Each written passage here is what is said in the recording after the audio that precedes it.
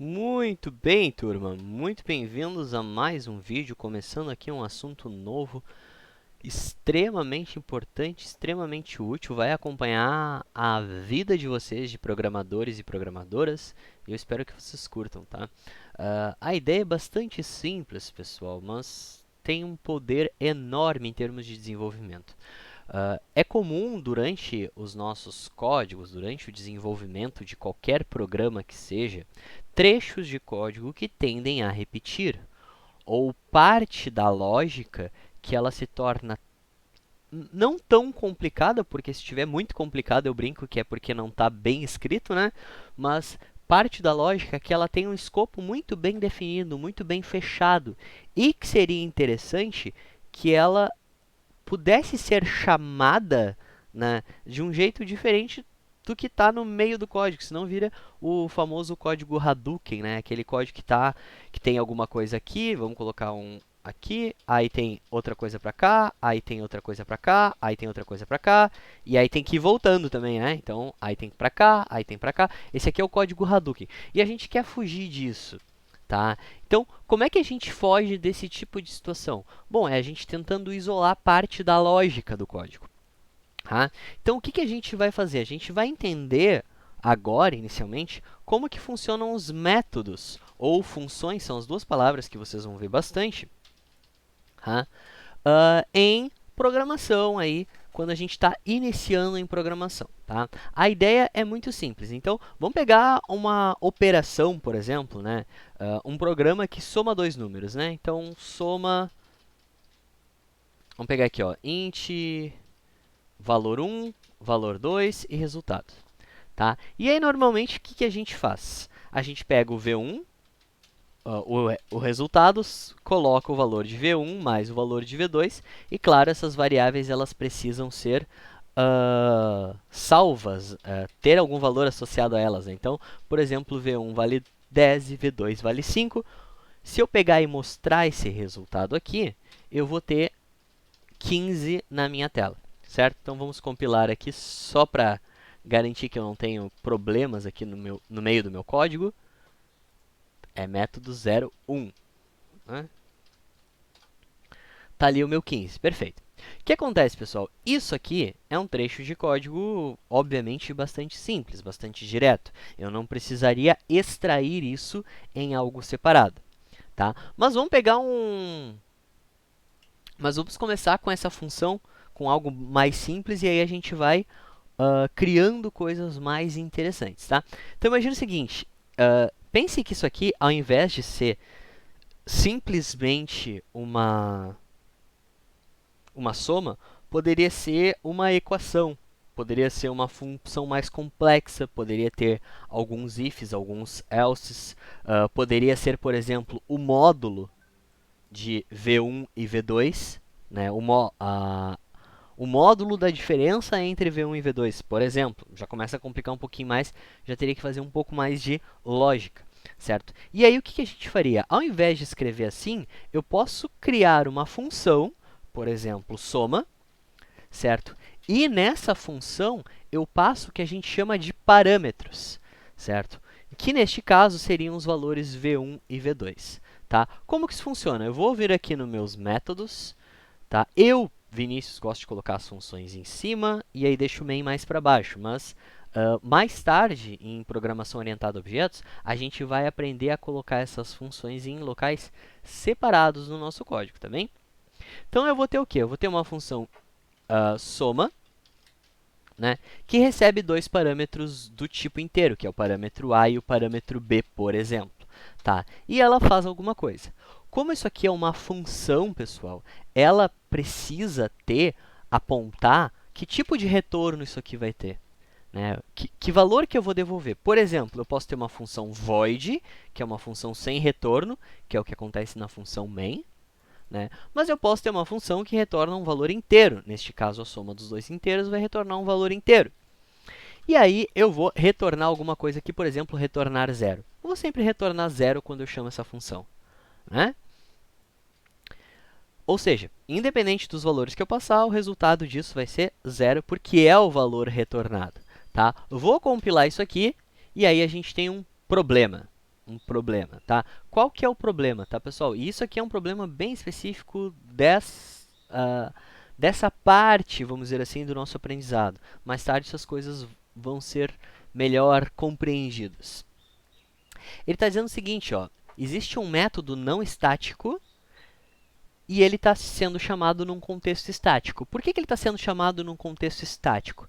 Porque tem essa palavra estático aqui no meu main, certo? A função principal do Java, a função main, ela é uma função sempre pública, estática, void, ou seja, sem retorno, e com o nome de main, que recebe obrigatoriamente os parâmetros que é um vetor de strings. A única coisa que eu posso mudar nessa linha aqui seria o nome desses parâmetros aqui. Eu posso fazer isso aqui, por exemplo.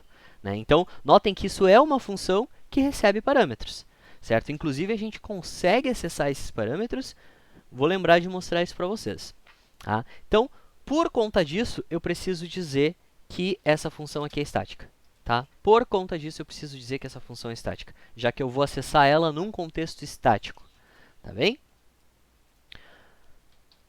E aí eu vou executar e aqui ele me mostrou meu zero. Por que zero? Porque eu estou retornando zero. Vamos retornar outra coisa aqui. Vamos retornar 987. Quando eu executar, mostrou 987. Certo? Obviamente, a gente vai retornar algo como A mais B. E aí ele vai retornar, ó, o meu valor 15. Mas, por exemplo, quando eu comecei a fazer faculdade, eu lembro que o meu professor pediu para a gente implementar essa função aqui, ó, a função módulo. Né? O que é o módulo de um valor? O módulo de um valor é o valor sem sinal. Então, por exemplo, o módulo de 5 é igual ao módulo de menos 5, que é igual a 5. Certo? Então, independente do sinal, o resultado que volta é positivo. Certo? Então, vamos implementar essa função módulo. Um desafio, pausa o vídeo, tenta implementar rapidinho, depois confere aqui a continuação para verificar se você pensou mais ou menos parecido com a minha ideia, o que pode ter sido feito diferente, como melhorar, tá bom? Então, pausa aí, vou esperar 2 segundos e tô de volta. Beleza. Qual que é a ideia, pessoal? Então, eu vou criar aqui, vou pegar aqui a mesma variável resultado e vou executar o módulo de menos 3, por exemplo. E eu sei que agora o meu resultado, ele tem que ser 3, certo? Vou colocar aqui o res, eu quero que apareça 3. Quando a gente tenta compilar isso aqui, opa, clear, é CLS no Windows, eu sempre esqueço. Primeira coisa que ele vai dizer, ó, tem um erro de compilação. Por quê? Porque está faltando um retorno no teu método. Está aqui o meu método módulo. Ele deveria retornar alguma coisa e ele não está retornando nada. Certo? Então, se eu colocar aqui um return 0, o meu erro já vai sumir, porque agora a lógica está certa, mas lembrem que não é 0 que eu quero ver, né? Eu quero que ele retorne um módulo. Então, basicamente, eu vou retornar... Vou fazer uma pergunta aqui, ó. Vou fazer assim, ó. Se o A for maior ou igual a 0, então retorna A. Se não, retorna menos A. Retorna o contrário de A. Vamos ver se isso aqui resolve o nosso problema. Está lá nosso 3. Se eu colocar aqui módulo de 0, tem que dar 0, obviamente. E o módulo de um número positivo tem que também dar um número positivo. 3. Perfeito, criei aí a função de módulo.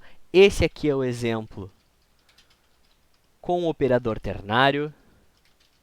Tá? Quando utilizar o operador ternário? Só em casos muito simples, tá? Só em casos muito simples. Uma outra opção seria a gente colocar assim, ó, if A for maior ou igual a 0. Vou reescrever aquilo lá, né? Então, eu retorno A. Se não, eu retorno menos A. Primeira pergunta que vão me fazer, por que tu não colocou o tal do else ali depois do if, né? Eu li para vocês assim, ó, if A maior que 0 retornar, se não, retorna menos A. Mas eu não coloquei o else. Por quê? Lembra do return dentro lá dos nossos...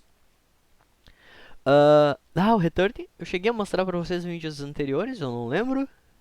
Né? O return, pessoal, ele vai ter a característica de retornar, ou seja, encerrar. Certo? Então, a palavra return, ela serve, além de return além de indicar o resultado da função, ele também encerra a função. Ou seja, funciona como se fosse um break no for, né? Só para fazer um link aí com algo que eu já mostrei para vocês. Funciona como um break no meio de um for. Estou executando for, dei o break, ele para. Aqui neste caso, chegou nesse return aqui, ele vai parar a execução. Então, notem que ambas as implementações elas são muito simples nesse caso, né? Só que, imagine que toda hora no meio da sua conta ou no meio da sua lógica, você precisa ficar refazendo a mesma operação. Isso é um saco quando a gente não tem aí a ideia de métodos. Então, por isso a importância e por isso que a gente utiliza. Este vídeo fica por aqui, mas no próximo vídeo a gente segue falando disso, tem muita coisa bacana que dá para fazer. Tá bom, pessoal? Um abraço, até o próximo.